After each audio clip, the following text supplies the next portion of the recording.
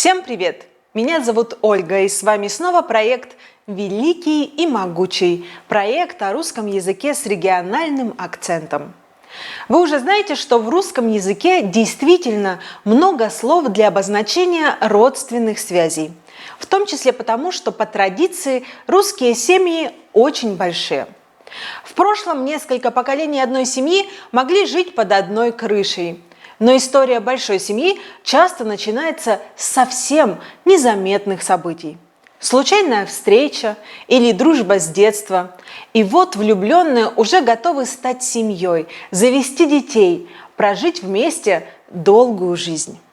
Сегодня мы поговорим на тему самых светлых и нежных чувств. А вы знаете, что в Кирове есть известный памятник Петру и Февронии? Их история стала символом семейного счастья, верности и взаимопонимания. Давайте подумаем, с чего может начаться история любви. Если хотите, подключайте к работе родителей, они вам подскажут. На экране вы видите слова. Попробуйте расположить их в правильном порядке. Так, как вы думаете, может развиваться история любви. Любовь, заинтересованность, знакомство, симпатия, нежность, дружба, влюбленность, встреча. Давайте рассуждать. Сначала два человека встречаются. Например, заметили друг друга в толпе.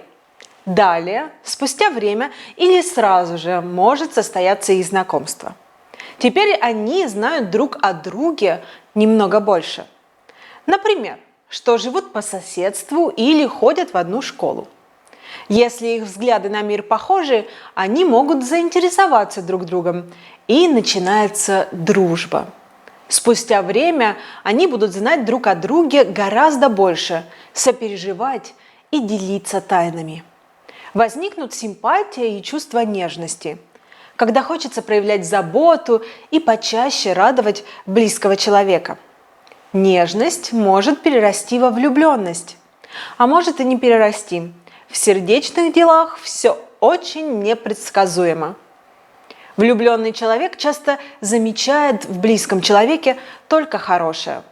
А вот если влюбленность переходит в любовь, человек принимает того, кого полюбил, со всеми недостатками. В русском языке огромное количество слов для выражения чувств и эмоций. Есть даже специальный словарь эмоций, куда входит более 200 слов. Поэтому сказать о своих чувствах на русском языке можно совершенно по-разному. Например, фраза «ты мне нравишься» может означать и симпатию, и робкую влюбленность. А слова «я тебя люблю» всем известное признание в любви по-русски. Посмотрите на экран.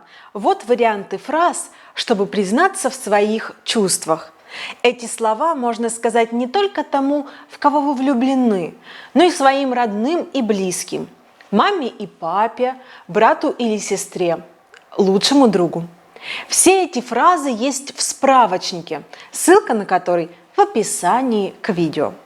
Вы точно их не потеряете и сможете рассказать о своих чувствах важным для вас людям. Ты мне нравишься, я тебя люблю, я тебя обожаю, я от тебя без ума, ты мне очень дорог или дорога, я скучаю без тебя, я нуждаюсь в тебе, я хочу быть с тобой, я хочу быть счастлив, счастлива вместе с тобой, ты в моем сердце, я хочу связать с тобой свою судьбу, ты моя половинка. Я тобой дорожу. Когда ты рядом, я чувствую счастье. Любовь преображает нашу жизнь, и мы чувствуем ее, хоть и не всегда о ней говорим. Вот небольшая повесть кировской писательницы Ирины Краевой. Она называется «Баба-Яга пишет». Это забавная переписка бабушки и внука. Бабушка в Москве, а ее дочь и внуки в Америке. Давайте вместе почитаем отрывки из этой книги и подумаем, как автор передает чувства бабушки и внука. Здравствуй, мой дорогой Аджушенька! Когда ты должен был появиться в этом мире, все мои думы и молитвы были о тебе. Твою маму Оленьку отвезли в больницу, и твой папа звонил мне всю ночь и сообщал, как идут дела. Он тоже волновался. Мы все были вместе тогда, ожидая тебя. Аджушенька, мой первый внук, мой могучий и храбрый оранжевый мальчик. Пусть твое сердце будет открытым, пусть любовь к твоим родным всегда поддерживает тебя. Желаю тебе выбрать любимое дело, и чтобы оно послужило на благо Америки, где ты живешь, и Индии, откуда родом твой папа, и России, где родилась твоя мама. 3 великие страны сплели пути на твоей ладошке. Папа сказал: слезы – это лишняя вода в стране, где шумит океан. Надо экономить сердце, а не как бабуля. Аджей, 10 лет, Колорадо. Целую тебя, мой муравейчик. Привет всей честной фамилии. Бабуля, Москва. А вы, мои муравьи-парнишки, хоть куда, и у вас будут прекрасные жены. Тут сомневаться не приходится. Открою тайну. В нашем роду женятся или выходят замуж только по любви. По словам моей бабушки Клавы, так повелось после истории столетней давности. Похоже, и на небесах развеселились, глядя на это, и в награду даровали всем вашим бабкам и дедам, вашим маме и папе, и вам, мои муравьи, любовь и согласие на всю жизнь. Аджушенька, мы с твоим дедушкой Володей познакомились студентами в электричке. Всего-то и виделись в первый раз полчаса. А в своем дневнике в тот день я написала: «Мой попутчик – лопоух, геолог и никогда не был в консерватории. Но с этим человеком я могла бы прожить всю жизнь». С каждым годом я любила его только сильнее, как и вас всех, мои оранжевые мальчишки.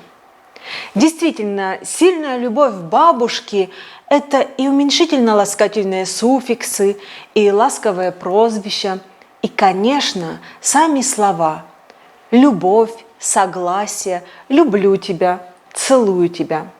Сразу становится понятно, что бабушка любит своих внуков и очень скучает без них. А теперь домашнее задание. Расскажите о своих теплых чувствах самым близким людям.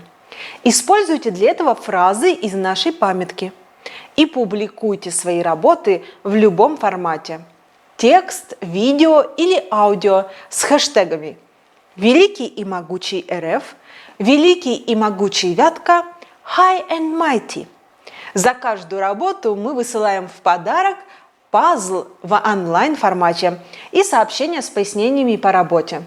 При выполнении минимум 10 домашних заданий по нашим урокам вы получаете диплом участника проекта. До встречи на следующем уроке!